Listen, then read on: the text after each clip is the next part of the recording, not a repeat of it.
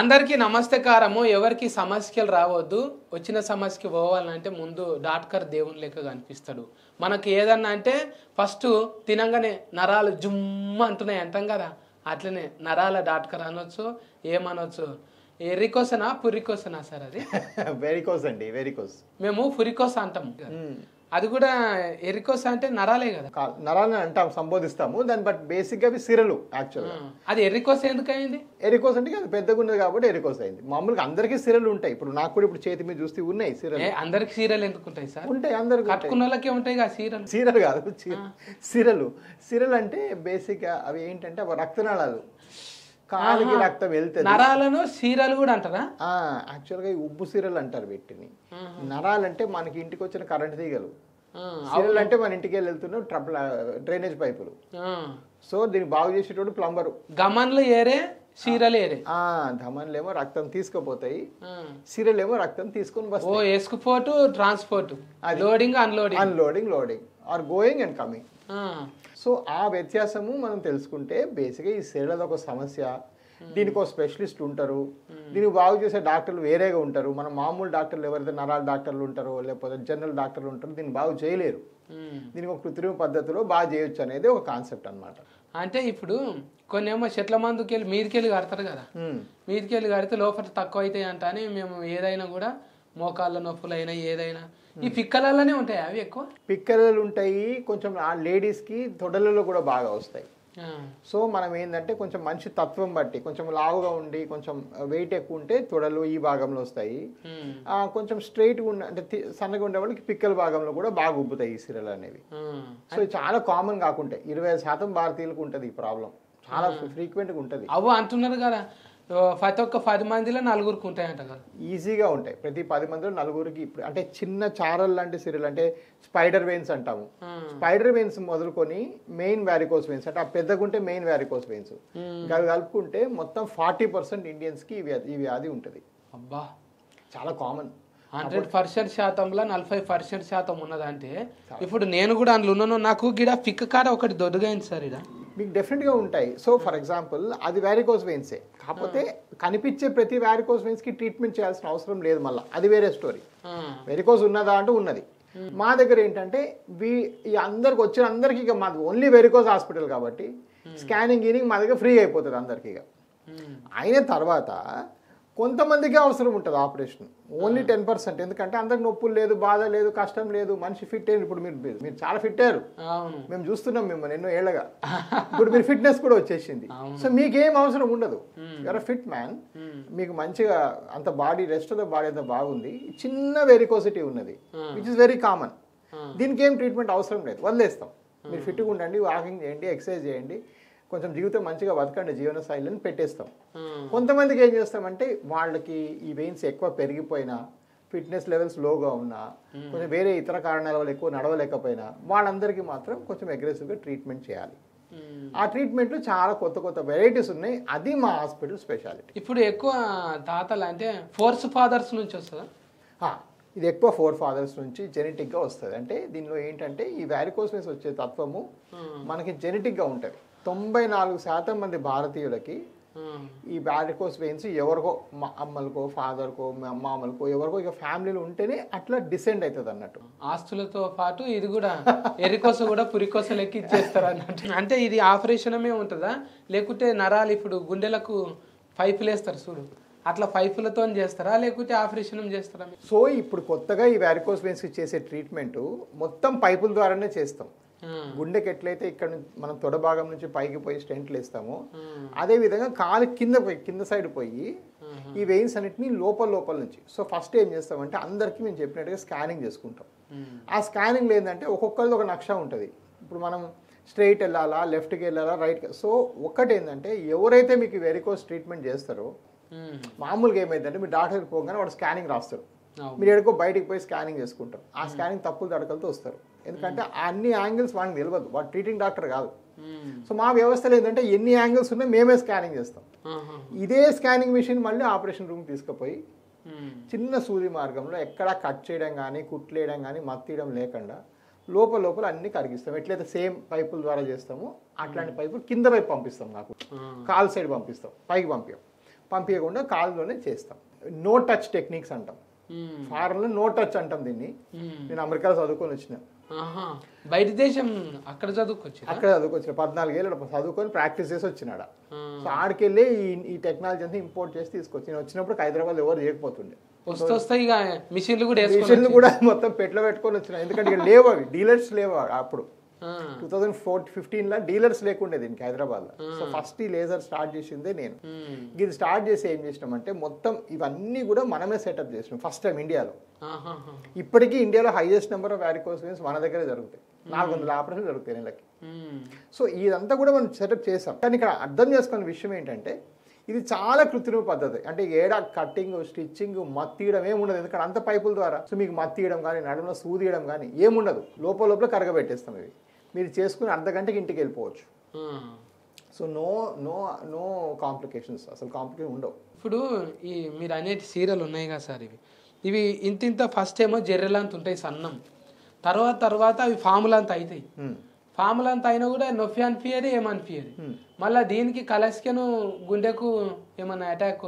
First విషయం గుండెకి attack. So ఈ వెరికోస్ వెయిన్స్ కానీ మనం విడిచిపెట్టినామంటే దాని లోపల రక్తము, సో సరిగా ఇప్పుడు ఎందుకు వచ్చినాయి వెరికోస్ అంటే కాళ్ళ నుంచి బయలుదేరిన రక్తం పైకి పోతలేదు, పోకుండా ఆడ కాళ్ళు ఉండిపోతున్నది.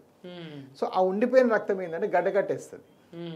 ఆ గడ్డలు కొన్నిసార్లు పైకి వెళ్ళి బ్లాక్ చేస్తాయి. దాన్ని పల్మనరీ ఎంబలిజం అంటారు. కాళ్ళ సిరల్లో క్లాట్, దాన్ని క్లాట్స్ అంటాం.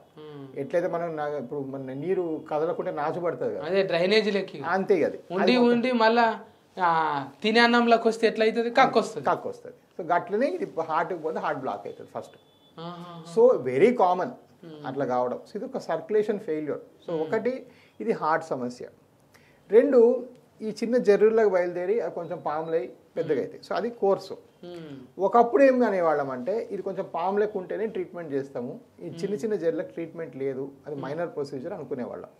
ఇప్పుడు దానికి కూడా కొత్త ట్రీట్మెంట్ కనిపెట్టిన. ఆ చిన్న జర్లకు ఏం చేయాలంటే కొన్ని స్పెషల్ అద్దాలు పెట్టుకొని దానికి ఒక స్పెషల్ లైట్లు వేస్తే బయటకు కనిపిస్తుంది. అది దాన్ని పెట్టుకొని మెల్లగా ఇంజెక్షన్ చేసి బయటకు వెళ్ళి అది కూడా తగ్గిస్తాం.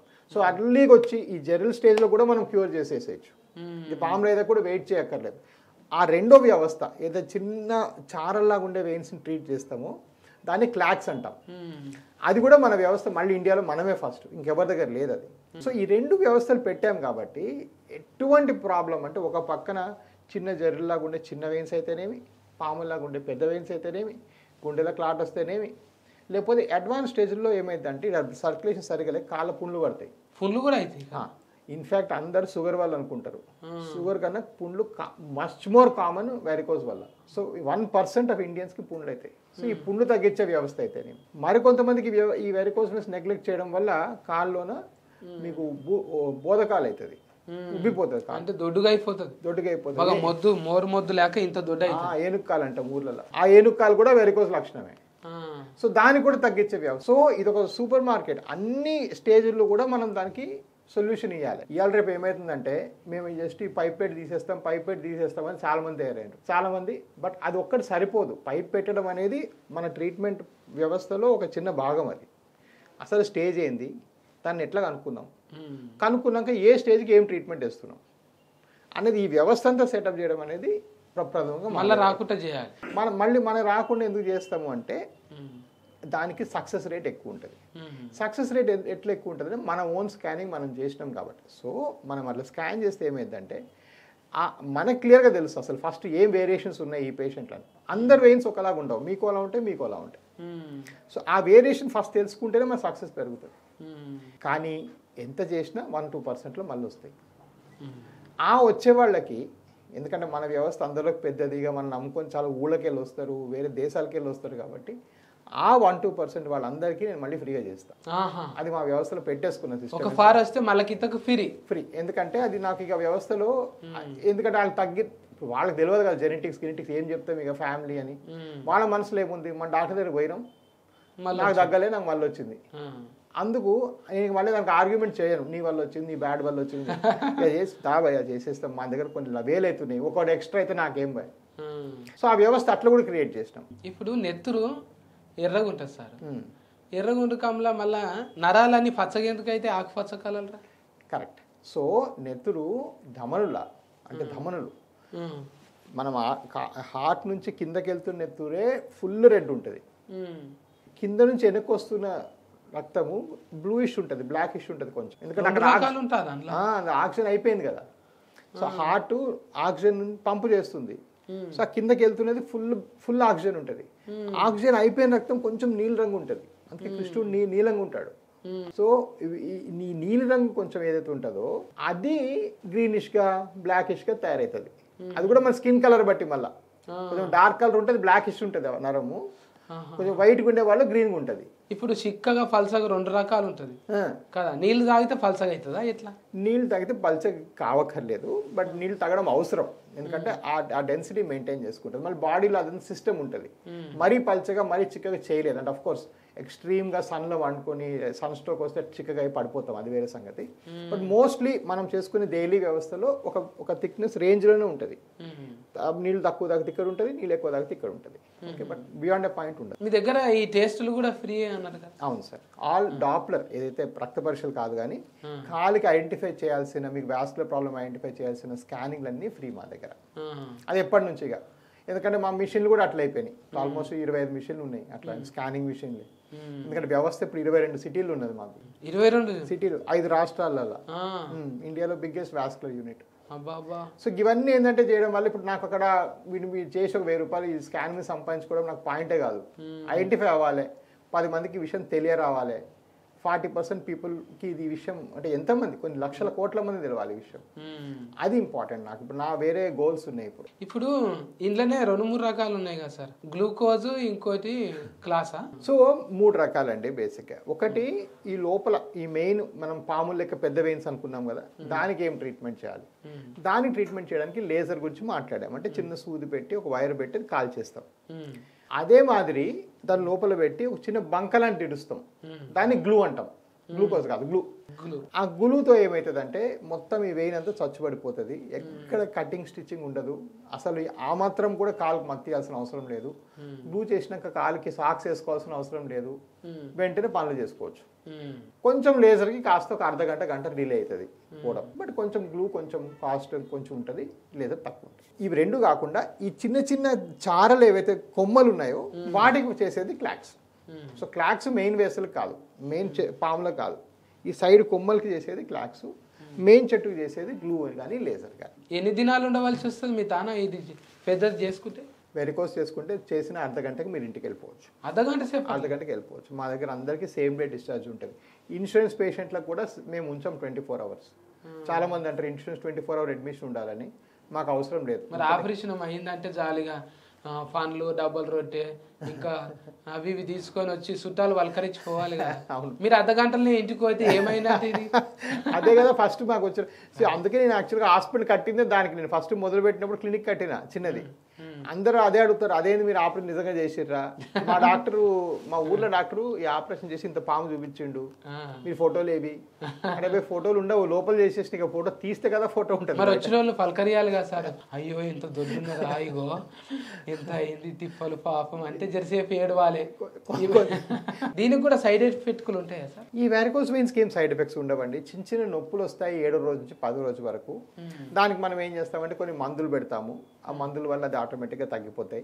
అసలు ఏమాత్రం సైడ్ ఎఫెక్ట్స్ ఉండవు, కటింగ్ స్టిచ్చింగ్ ఉండదు. ఇప్పుడు షుగర్ ఉన్న వాళ్ళకి కుట్లు మానవను చాలా మంది అంటారు, నాకు షుగర్ ఉన్నది ఆపరేషన్ చేయించుకోవచ్చు అని అడుగుతారు.